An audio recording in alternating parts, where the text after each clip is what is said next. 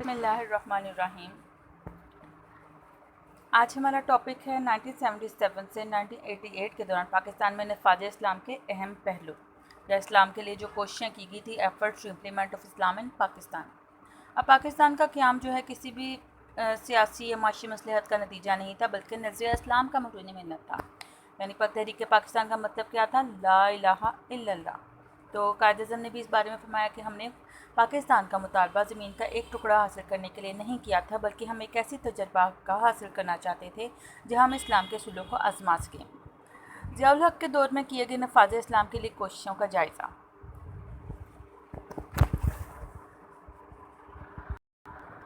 ضیاء دور میں نفاذ اسلام کے لیے سابقہ حکومتوں کے مقابلے میں زیادہ خلوص اور لگن کا مظاہرہ کیا گیا۔ 1977 کا ماشاء اللہ جس کی تحریک کے پس منظر میں ہوا، اس کا مقصد ملک میں نظام مصطفیٰ کا نفاذ تھا، صلی اللہ علیہ وسلم کا نفاذ تھا۔ اب اس دور میں درج ذیل اقدامات کیے گئے۔ سب سے پہلے شرعی سزاؤں کا نفاذ کیا گیا۔ 29 فروری 1979 کو عید میلاد النبی کے موقع پر حدود آرڈیننس نافذ کیا گیا، جس کے مطابق چوری، شراب نوشی، زنا، دوسرے جرائم پر شرعی سزا دینے کے احکامات جاری کیے گئے۔ وفاقی شرعی عدالت کا قیام کیا گیا۔ ملک میں نفاذ شریعت کے لیے ایک وفاقی شرعی عدالت کا قیام کیا گیا۔ اس کا جو درجہ ہائی کورٹ کے برابر تھا، علماء کو بطور جج مقرر کیا گیا، اور یہ اسلامی تعلیمات کے منافی قوانین کو منسوخ کر سکتی تھیں، اور شرعی عدالت کسی بھی قانون کو میں چیلنج کیا جا سکتا تھا کہ وہ اسلامی قانون کے مطابق نہیں ہے۔ اسلامی نظریاتی کونسل کا قیام۔ اسلامی نظریاتی کونسل کی تشکیل نو کی گئی۔ تمام مکاتب فکر کے علماء کو نمائندگی کی گئی، اور کونسل ملک کے قوانین کو قرآن و سنت سے ہم آہنگ کرنے اور پہلے سے موجودہ قوانین کو اسلامی سانچے میں ڈھالنے کے لیے سفارشات پیش کرتی تھی۔ وفاقی محتسب کا تقرر۔ حکومت کو عوام کو حکام اور نوکرشاہی کی زیادتیوں سے محفوظ رکھنے، ان کی جائز شکایات کے ازالے کے لیے 24 جنوری 1983 کو وفاقی محتسب کا قیام عمل میں لایا گیا۔ زکوٰۃ اور عشر کا نظام۔ اس نظام کے مطابق صاحب نصاب مسلمانوں سے ہر سال بینکوں میں جمع شدہ رقوم کی بنیاد پر یکم رمضان کو 2.5% زکوٰۃ وصول کی جاتی تھی، اور یہ کونسلوں کے ذریعے مستحقین میں تقسیم کی جاتی تھی، اور زرعی پیداوار کی مخصوص حد کا 10% عشر وصول کیا جاتا تھا، اور عملی طور پر اس پر کام 20 جنوری 1980 کو سٹارٹ کیا گیا۔ بلا سود بینکاری۔ سود کا خاتمہ۔ معاشرے کو سود سے ختم کرنے کے لیے یکم جنوری 1981 سے سود سے نجات کے لیے نفع اور نقصان کی بنیاد پر کھاتے کھولے گئے، اور یکم جولائی 1984 سے تمام سیونگ اکاؤنٹس کو PLS کھاتوں میں تبدیل کر دیا گیا۔ اسلامیات اور مطالعہ پاکستان کی تعلیم کو لازمی کر دیا گیا، اور پاکستان کے پس منظر اور نظریہ پاکستان سے آگاہ کرنے کے لیے FA BA میڈیکل اور انجینئرنگ کے طلباء کے لیے مطالعہ پاکستان اور اسلامیات کو بھی لازمی مضمون کی حیثیت سے نصاب میں شامل کیا گیا۔ عربی زبان کا فروغ۔ اسکولوں میں جماعت ششم سے ہشتم تک یعنی 8 تک عربی زبان کی تعلیم لازمی قرار دے دی گئی، اور ریڈیو اور TV پر بھی عربی پڑھانے اور قرآن مجید کی قرأت سکھانے کے لیے پروگرام شروع کیے گئے۔ اس بین الاقوامی اسلامی یونیورسٹی کا قیام عمل میں آیا جنوری 1981 میں، جو کہ اسلامی علوم کی تعلیم و تحقیق پر خصوصی توجہ دے رہی تھی۔ دینی مدارس کی سرپرستی کی گئی۔ حکومت نے دینی مدارس کی سرکاری طور پر سرپرستی کی، ان کو اخراجات کے لیے زکوٰۃ فنڈ سے سالانہ امداد دی گئی۔ منظور شدہ دینی مدارس کے اسناد کو MA کی ڈگری کے برابر قرار دیا گیا۔ علماء اور مشائخ کا احترام کیا گیا۔ علماء اور مشائخ کو براہ راست حکومت سے بات چیت کا موقع ملا، ان کے خیالات کا احترام کیا گیا۔ احترام رمضان آرڈیننس۔ سب سے امپورٹنٹ پوائنٹ ہے احترام رمضان آرڈیننس۔ رمضان کا احترام نہ کرنے والے کو 3 ماہ قید اور 500 روپے جرمانے کی سزا دی جا سکتی تھی۔ اس سلسلے میں احترام رمضان آرڈیننس جاری کیا گیا کہ سرعام کھانے پینے پر پابندی عائد کی گئی۔ نماز کا اہتمام۔ اسکولوں، کالجوں، سرکاری دفاتر میں ظہر کی نماز کا اہتمام کیا گیا۔ لوگوں کی نماز کی طرف راغب کرنے کے لیے اس نماز کمیٹیاں بنائی گئیں۔ حرمت رسالت اور صحابت کا تحفظ۔ کسی مسلمان کے لیے شان رسالت میں گستاخی جو تھی ناقابل برداشت ہے، چنانچہ نبی کریم صلی اللہ علیہ وسلم کی شان میں گستاخی کی سزا موت مقرر کی گئی۔ خلفائے راشدین اور صحابہ کی شان میں گستاخی کو جرم قرار دیا، جس کے تحت مجرم کو 3 سال کی قید سزا دی جا سکتی تھی۔ شان رسالت میں گستاخی کی سزا موت قرار دی گئی۔ ذرائع نشر و اشاعت کی اصلاح۔ ضیاء دور میں ریڈیو اور TV پر اسلامی قدروں کے فروغ کے لیے خاص اہتمام کیا گیا۔ اشتہارات جو تھے ان پر پابندی لگائی گئی، رقص و سلوک کے بجائے اصلاحی پروگرام شروع کیے گئے، عربی زبان اور قرآن مجید کی سکھانے کا سلسلہ شروع ہوا، اور 5 وقت کی اذان ٹی وی پر شروع کی گئی۔ قومی لباس اور زبان، قومی تشخص کو اجاگر کرنے کے لیے قومی لباس کی سرپرستی کی گئی۔ سرکاری تقریبات کے موقع پر صدر قومی لباس پہنتے، جس کی تقلید وزراء اور سرکاری افسران بھی کرتے۔ اردو زبان کی ترقی کے لیے بھی اقدامات کیے گئے۔ اسلامی اور قومی تقریبات، حکومت نے اہم اسلامی اور قومی تقریبات کو سرکاری سطح پر منانے کا فیصلہ کیا۔ عید میلاد النبی کو شان و شوکت سے منانے کا احترام کیا گیا۔ شب برات اور شب معراج کی اہمیت کو بھی اجاگر کیا گیا۔ اب یہ تھا ہمارا ضیاء الحق کا دور حکومت، ٹھیک ہے۔ اس میں ضیاء الحق کے دور 1977 سے 88 تک کے ضیاء الحق اور خان جنیجہ کا دور حکومت یہاں پہ ختم ہوتا ہے۔ اس کے بعد ہم لوگوں کا اب شروع ہوتا ہے سول دور حکومت 1988 سے 1999 تک کے گورنمنٹ اور سیاست۔ ضیاء الحق کے بہاولپور میں طیارے کے حادثے کے بعد سینٹ کے چیئرمین غلام اسحاق خان نے قائم مقام صدر کا عہدہ سنبھالا۔ صدر نے انتخابات کا اعلان کیا کہ مقررہ تاریخوں پر انتخابات ہوں گے۔ صدر ضیاء الحق 1988 کے الیکشن میں غیر جماعتی بنیادوں پر ہی کروانا چاہتے تھے، جس کا وہ اظہار کرتے رہے، مگر 17 اگست 1988 کو طیارے کے حادثے میں ان کی وفات کے بعد 2 اکتوبر 1988 کو سپریم کورٹ نے جماعتی بنیادوں پر الیکشن کروانے کا حکم دیا۔ پیپلز پارٹی کے 93، جے یو آئی 7، اسلامی جمہوری اتحاد کے 54، جے یو آئی کا 1%، عوامی اتحاد 3، national party 2، P D P 1، آزاد لوگ 27 تھے، بلوچستان نیشنل الائنس کے 2 لوگ، پیپلز پارٹی کا 1 اور ایم کیو ایم کے 13%۔ 207 نشستوں کے لیے ووٹنگ شروع ہوئی، جس میں پیپلز پارٹی نے 93، جبکہ مسلم لیگ، جماعت اسلامی اور دیگر جماعتوں نے 54 نشستوں پر کامیابی حاصل کی۔ اور ایوان نے پیپلز پارٹی کے سربراہ بے نظیر بھٹو کو پہلی وزیر اعظم چنا۔ بے نظیر بھٹو پاکستان کی پہلی اور اسلامی دنیا کی پہلی خاتون وزیر اعظم منتخب ہوئیں۔ اچھا جی، اب سب سے پہلے بے نظیر نے کیا کہ الیکشن کے نتیجے میں 1998 میں وزیر اعلیٰ بلوچستان میر ظفر اللہ خان جمالی نے بلوچستان اسمبلی سے ابھی تک اعتماد کا ووٹ بھی حاصل نہیں کیا تھا کہ بے نظیر حکومت نے ان کا برخاست کر دیا، ان کی بلوچستان اسمبلی کو برخاست کر دیا، اور بلوچستان ہائی کورٹ نے اس فیصلے کو غیر آئینی قرار دیتے ہوئے اسمبلی کو پھر سے بحال کر دیا۔ دسمبر 1988 میں صدارتی انتخابات میں غلام اسحاق نے نوابزادہ نصر اللہ خان کے مقابلے میں انتخاب جیتا اور صدر پاکستان کی حیثیت سے حلف اٹھایا۔ یعنی بے نظیر کو پہلے دور حکومت جو تھا 1988 میں، یہاں پہ نوابزادہ نصر اللہ خان کے مقابلے میں غلام اسحاق خان جو تھے وہ صدر بنے۔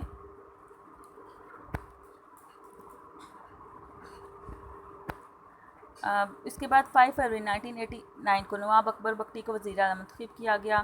ایوان صدر اور وزیر ہاؤس کے درمیان جاری کشیدگی کے سبب صدر غلام اسحاق نے 8ویں آئینی ترمیم کے تحت حاصل شدہ اختیارات کرتے ہوئے 6 اگست 1990 کو بے نظیر کی حکومت برطرف کر دی۔ بے نظیر بھٹو کی حکومت انتخابات کے بعد صدر غلام اسحاق جو تھے انہوں نے بے نظیر بھٹو کو مرکز میں حکومت سنبھالنے کی دعوت دی، چونکہ انہیں قومی اسمبلی کی اکثریت حاصل نہ تھی، لہٰذا انہوں نے دیگر گروپوں اور آزاد ارکان کے اشتراک سے حکومت تشکیل کی۔ بے نظیر بھٹو نے 2 دسمبر 1988 کو پاکستان کی پہلی خاتون وزیر اعظم کے عہدے کا حلف اٹھایا۔ صدر کا انتخاب، صدر غلام اسحاق خان جو تھے وہ صدر بنے، نوابزادہ نصر اللہ خان کو انہوں نے شکست دی۔ اب مرکز پنجاب محاذرائی، نومبر 1988 کے انتخابات میں مرکز میں پیپلز پارٹی، جبکہ صوبے پنجاب میں اسلامی جمہوری اتحاد کے میاں نواز شریف جو تھے وزیر اعلیٰ بنے۔ دونوں سیاسی گروپوں نے جمہوریت کے بنیادی اصول رواداری کے بجائے محاذرائی کی سیاست کو فروغ دیا، جو جمہوریت اور جمہوری اداروں کے استحکام کے لیے کسی بھی طور پر درست نہ تھا۔ تحریک عدم اعتماد، حزب اختلاف نے اکتوبر 1989 میں بے نظیر بھٹو کے خلاف تحریک عدم اعتماد پیش کی، اور 4 نومبر 1989 کو قومی اسمبلی میں تحریک عدم اعتماد پر ووٹنگ ہوئی، جو محض چند ووٹوں سے ناکام ہوگی، لیکن اس سے محاذرائی میں زیادہ اضافہ ہوا۔ صدر غلام اسحاق نے 6 اگست 1990 کو آئین کی دفعہ 58(2)B کو استعمال کرتے ہوئے بے نظیر بھٹو کی حکومت پر کرپشن کے الزامات لگا کر ان کو حکومت کو برخاست کر کے قومی اسمبلی توڑ دی۔ بے نظیر کا جو پہلا دور حکومت تھا وہ 1 سال اور 8 مہینے تک رہا۔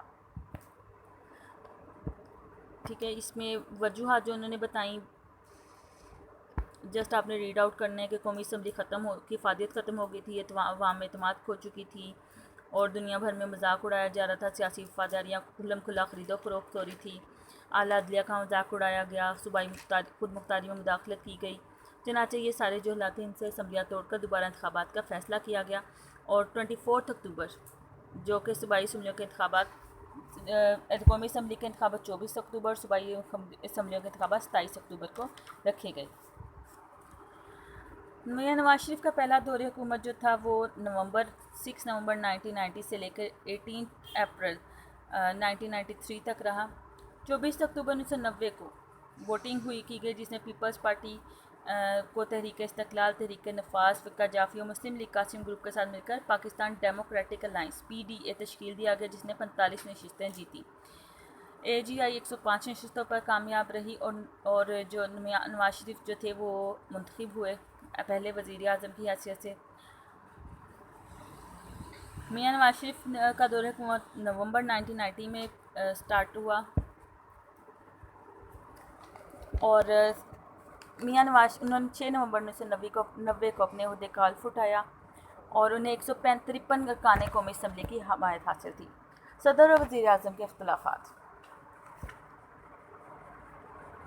اپریل 1993 میں صدر غلام اسحاق خان جو تھے انہوں نے 58(2)B کا شک کا سہارا لیا اور نواز شریف کی حکومت کو برطرف کر دیا تھا۔ نواز شریف کی یہ حکومت جو تھی تقریباً 2.5 سال چلی تھی، اور اس کے بعد مسٹر بلخ شیر مزاری کو نگران وزیر اعظم بنایا گیا تھا۔ صدر اختلافات کیا تھے کہ ایک طرف صدر غلام اسحاق خان کی میعاد یعنی مدت جو تھی ختم ہونے کے قریب تھی، اور وہ طاقتور صدر کے طور پر دوبارہ صدر منتخب ہونا چاہتے تھے، اور نواز شریف جو تھے وہ ایک بااختیار وزیر اعظم کے طور پر خود کو بنانے کے لیے 8ویں ترمیم کو ختم کرنا چاہتے تھے۔ 8ویں ترمیم کو ختم کرنا چاہتے تھے۔ اس کے بعد ان کے جو اختلافات تھے، فوج کے سربراہ آصف نواز جنجوعہ سے بھی بعض معاملات میں وزیر اعظم کے اختلافات تھے۔ 8 جون 1993 کو آصف نواز جنجوعہ دل کا دورہ پڑنے سے انتقال کر گئے، تو نئے آرمی چیف کی تقرری پر دونوں کے وزیر اعظم اور صدر کے درمیان اختلافات بنے۔ مسلم لیگ کے سربراہ محمد خان جنیجو کی وفات کے بعد مسلم لیگ اختلافات میں جنم لیا، اور حامد ناصر چٹھا کی قیادت میں ایک دھڑے نے حکومت سے علیحدگی اختیار کر لی، اور ان اختلافات کے تاربیز ایوان صدر سے ملائے جا رہے تھے۔ بینظیر بھٹو جو تھیں وہ بھی ایک زیرک سیاستدان تھیں، انہوں نے اختلافات سے فائدہ اٹھایا، صدر سے رابطہ کیا، اور 8ویں کی ترمیم کی تلوار پہ اب میاں نواز شریف جو تھے ان کو انہوں نے برطرف کر دیا۔ 18 اپریل 1993 کو صدر غلام اسحاق نے اپنے اختیارات کو استعمال کرتے ہوئے میاں نواز شریف کی حکومت برطرف کر دی، قومی اور صوبائی اسمبلیاں توڑ دیں، اور میاں نواز شریف پر بھی الزامات تقریباً ویسے ہی لگائے گئے جیسے 1990 میں بینظیر بھٹو پر عائد کیے گئے، اور صدر مسٹر بلخ شیر مزاری کو نگران وزیر اعظم بنا دیا گیا۔ نواز شریف حکومت کی بحالی۔ صدر کے اسمبلی توڑنے کے اس اقدام کو قومی اسمبلی کا اسپیکر گوہر ایوب نے سپریم کورٹ میں چیلنج کر دیا، اور صدر سے اس اقدام کو غیر آئینی قرار دیتے ہوئے 26 مئی 1993 کو نواز شریف کی حکومت اور قومی اسمبلی بحال کر دی۔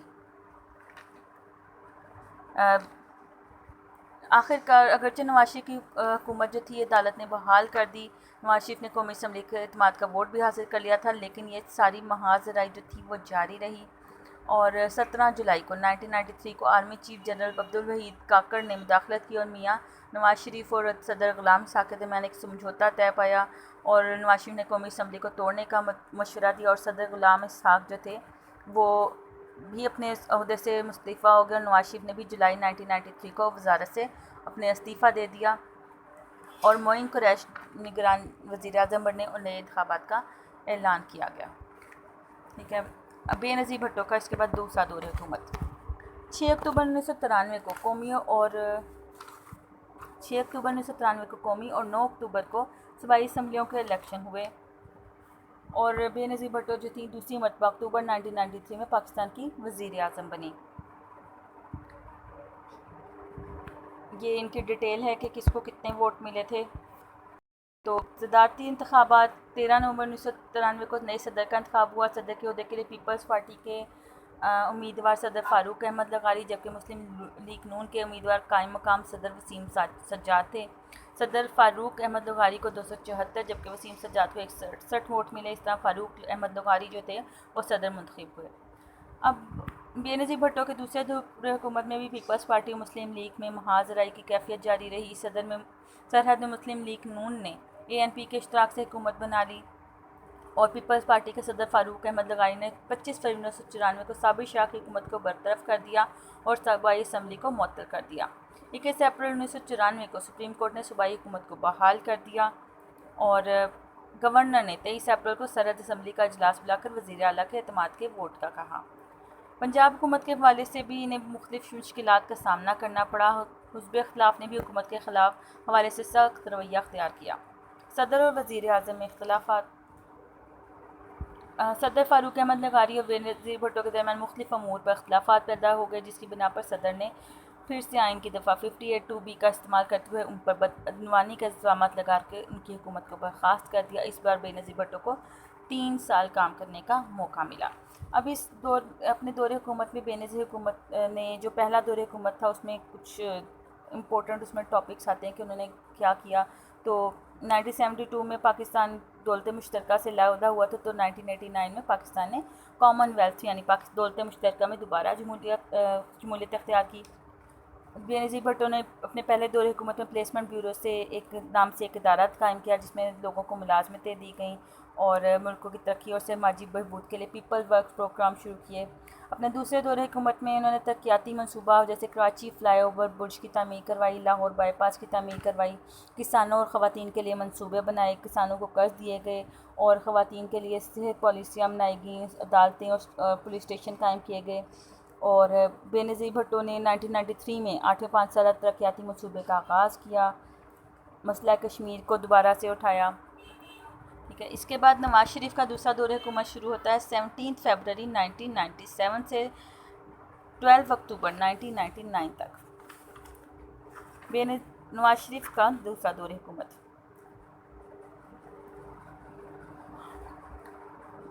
میاں نواز شریف فروری 1997 میں دوبارہ وزیر اعظم بنے۔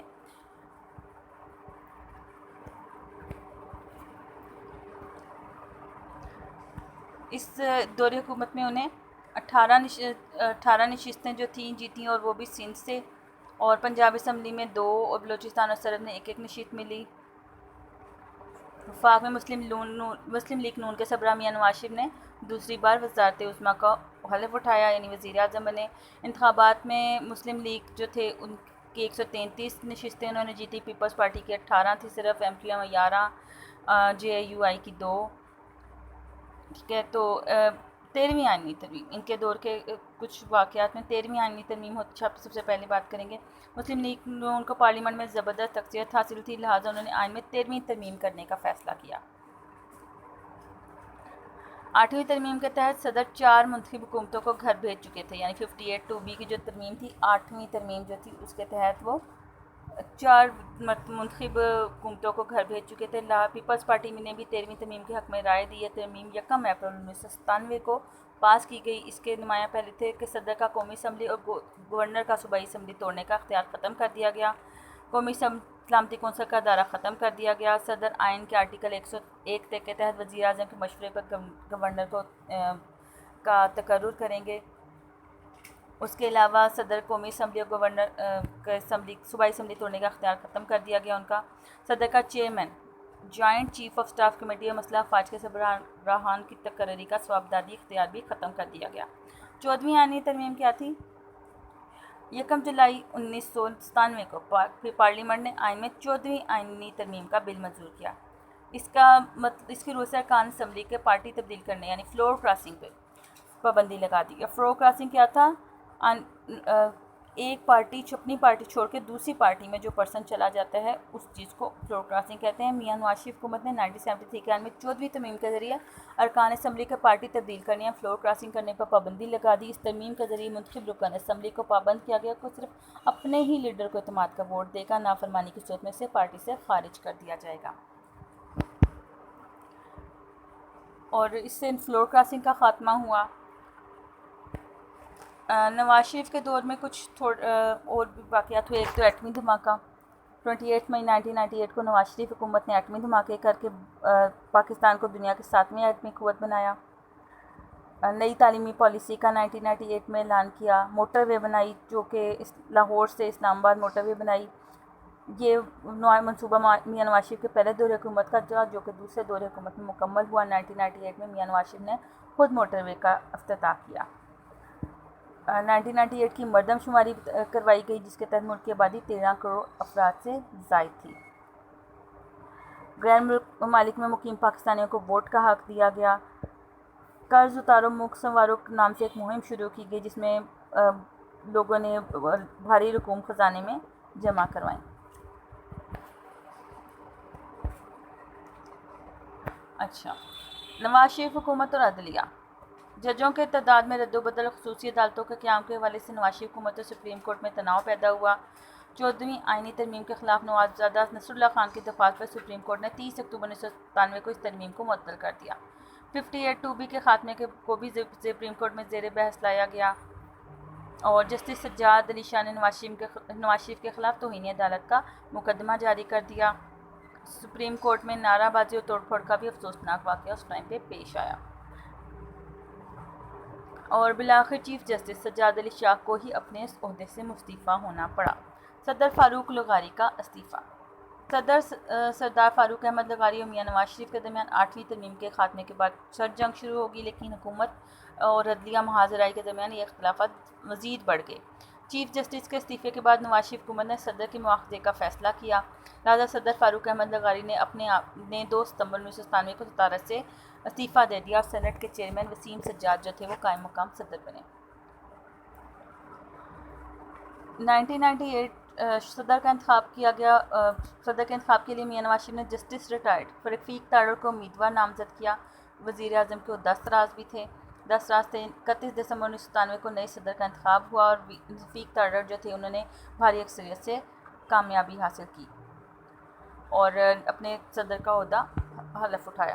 نواز شریف کی حکومت کا خاتمہ. 12 اکتوبر 1999 کو جنرل پرویز مشرف نے وزیر اعظم نواز شریف کی جمہوری حکومت کا تختہ الٹ کر ملک پر قبضہ کر لیا. طیارہ اغوا کیس میں خصوصی عدالت نے نواز شریف کو کسی بھی پبلک عہدے کے لیے نااہلی، جرمانے اور قید کی سزا سنائی اور سعودی حکومت کی مداخلت پر انہیں جلا وطن کر کے سعودی عرب بھیج دیا گیا. اب اس میں کچھ ریزنز اور بھی تھے جیسے کارگل پر لشکر کشی.